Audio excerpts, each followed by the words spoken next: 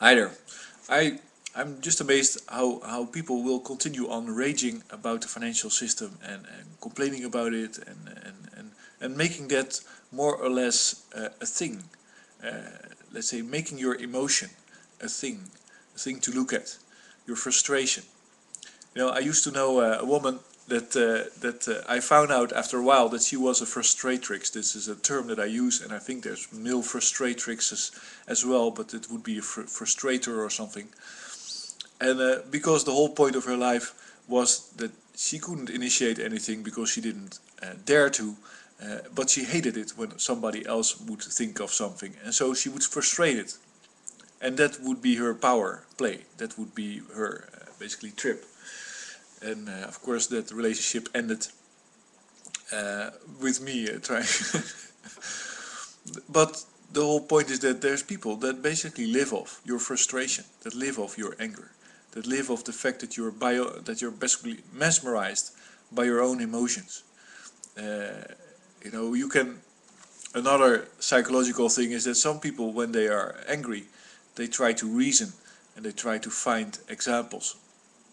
But some other people, when they're angry, they're simply realizing that they have this emotion of anger, and they will pile up anything that is associated with the emotion. And I'm not.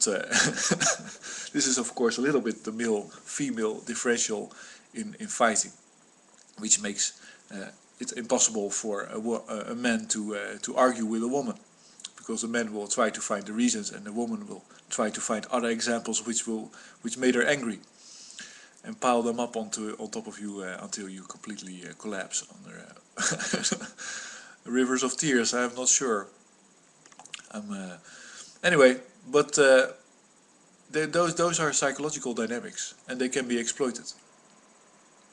I think there's a very positive message that has to come out of it. First of all, if you want to make things better, you have to have a vision of where you want to be, and you have to be indifferent to the likelihood or likeliness, and then simply plot a route between where you are right now and where you can be or where you want to be in your mind. And that will make it very easy to be sensitive to the opportunities along the route and to take those opportunities. Because you have thought things through, you know that there's no risk, you know there's opportunity, and you know it can be done. The more you think about it, the more likely it gets, and that's how you do anything. By making yourself believe that you can do it. Of course, you can go you go a little bit over the top. So some people, they want to have I spoke a woman, and she wanted to live in the Pijp in Amsterdam, which is kind of the mecca for women when they're young and creative. If you live in Amsterdam and you live in the region, it's called the Pijp, then you have it made. Of course, the apartments there are extremely expensive, and it's only beautiful women that usually get into there, or they're quite aggressive or well socialized. But if you're like over 50 and you still want to achieve that, then you're picking the wrong goal, or not the wrong goal, but that won't really work. But there's plenty of things that can work. So anyway, that's my opinion. There's a very positive message that comes out of all this financial crisis. It's actually in ecological terms and in democracy and terms like that. It's very nice message that people fail to see if they keep being frustrated about what goes on in the financial system. If you take Hank Paulson and you take Tim Geithner and Ben Bernanke, and you chain them to a tree in the middle of Africa with a little bucket and a few bananas, bucket of water, that won't improve things very much. If you keep trying to analyze and find out how JP Morgan stole all the silver of everybody that was invested in MF Global, that won't help very much. If you understand that, if you know what the real value is of the derivatives created by the mortgages, which are traded through MERS or whatever, that won't improve the fate of, let's say, half of the now poor Americans very much. What will improve their fate is if they realize that there's a signal being sent from Wall Street, and that is that they are utterly incompetent, that they cannot deliver, that it's not possible for them any longer to bring wealth to you. they can only steal it. So, so, you know, forget about them. That's what they're telling us. Forget about us.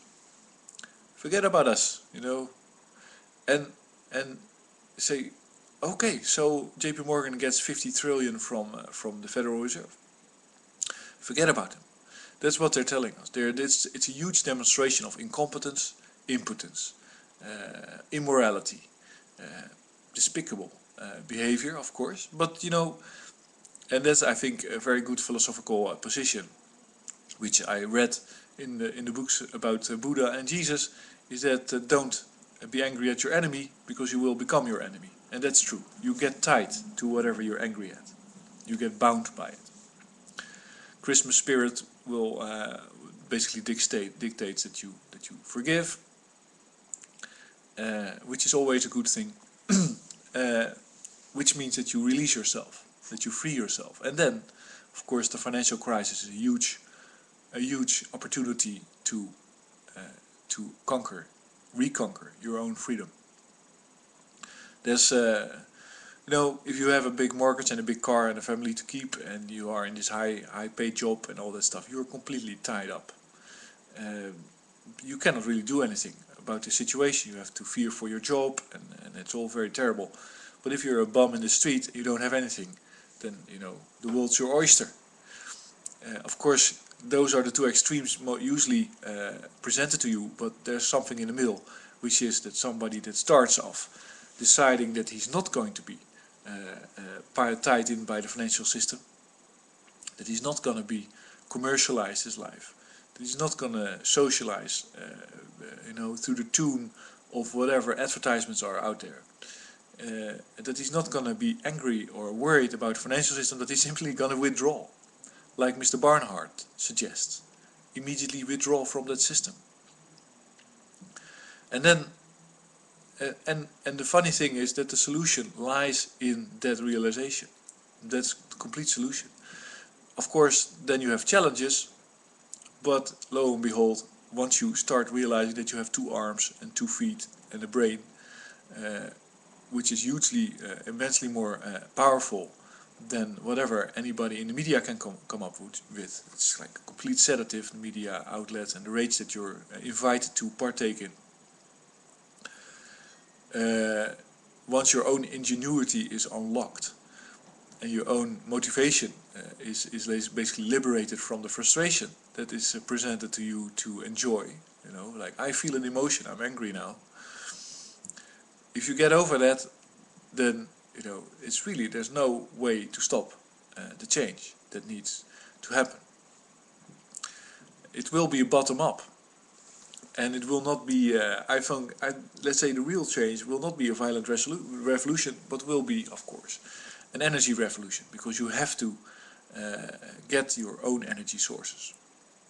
I'm planning to do a little campaign in Holland where I go to people with solar panels and I give them a sign that says "I power Holland."